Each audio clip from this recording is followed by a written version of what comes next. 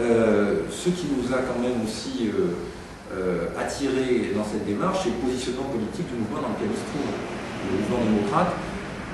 parce que ce mouvement démocrate, il essaie de créer en France un espace dans lequel les réflexes pavloviens de droite et de gauche, c'est-à-dire les réflexes conditionnés qui fait que dès que quelqu'un de droite exprime une proposition, les gens de gauche s'y opposent systématiquement et vice-versa. Donc ce mouvement, il essaie de créer un espace dans lequel ce type de réaction n'auront plus droit de citer, dans lequel la réflexion sur le vivre ensemble se débarrasse de ce type de réflexe. Et ça nous plaît fortement parce que justement, si on a créé le mouvement écologiste indépendant, c'est avec l'idée que l'écologie, comme l'a dit Loïc, c'est quelque chose de suffisamment compliqué et suffisamment complexe pour ne pas être ramené dans ce genre de simplification abusive qui malheureusement a constitué le débat politique jusqu'à maintenant en France. Donc le fait qu'il y ait un mouvement qui émerge à l'occasion des dernières élections présidentielles et législatives qui reprennent ce credo-là, ça a été vraiment une aubaine pour nous. Pour la première fois depuis que nous existons, nous voyons un partenaire politique susceptible de correspondre à ce que nous essayons de faire depuis la création du mouvement. Donc c'est tout à fait naturel en fait que le modèle des BMI se retrouve dans une élection, surtout comme élection municipale, élection pour laquelle, Loïc l'a rappelé, les thèmes de l'environnement, les thèmes de développement durable sont des préoccupations essentielles des électeurs. Il y a aussi quand même quelque chose alors, que Loïc a rappelé aussi, c'est que nous n'avons pas fait cette alliance un soir d'élection entre deux tours pressés par la volonté quasi existentielle d'exister sur le plan politique, parce qu'on aurait très bien pu, chacun a une équipe performante qui occupe le terrain depuis des mois et des mois, et donc on aurait très bien pu, si on avait réfléchi comme les boutiquiers habituels de la politique, faire notre lit chacun de notre côté, faire nos scores et aller négocier avec les uns et les autres notre bout de gras, comme on dit. Mais on n'a pas voulu ça parce que ce qui est le plus important pour nous, c'est la cohérence de la démarche et la possibilité d'appliquer un programme dans son intégralité. Et en faisant une alliance sur un programme clair, sur des intentions claires qui ont eu le temps de mûrir au contact des différentes réunions qu'on a eues, on évite effectivement ce travers et on a pu le faire surtout parce que avec nous, ou en face de nous au départ, on a eu quelqu'un qui est neuf d'abord en politique, donc qui est un peu lesté par toutes les lourdeurs des gestions précédentes et de toutes les relations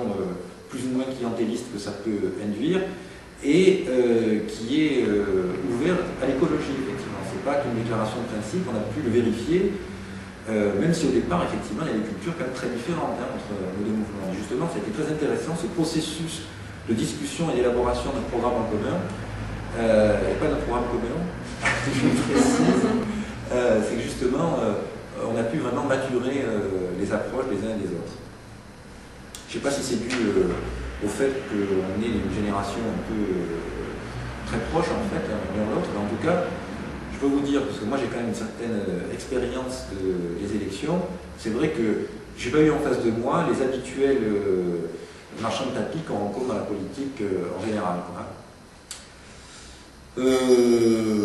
Voilà, je crois que j'ai... Très bien.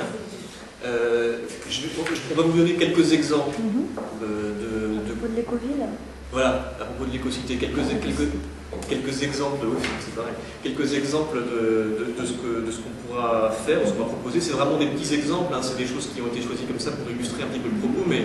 quand le programme sortira, c'est-à-dire aux alentours de la mi ou de la fin janvier, c'est-à-dire à peu près en même temps que tous les autres programmes, vous verrez que tout ça est parfaitement construit, étayé et beaucoup plus riche en termes d'idées que les exemples que vous maintenant. Comment est-ce qu'on décline cette notion d'écocité? C'est une philosophie de ville, et je vais prendre quelques exemples, mais on en aura encore une fois de nombreux autres à développer plus tard. En matière de gouvernance, c'est-à-dire de manière avec laquelle on va conduire la ville, la gouverner et la diriger. C'est une information importante, c'est une information qui est intéressante. Je voulais vous dire que le premier adjoint de la ville de Vence, sera non pas délégué à l'urbanisme,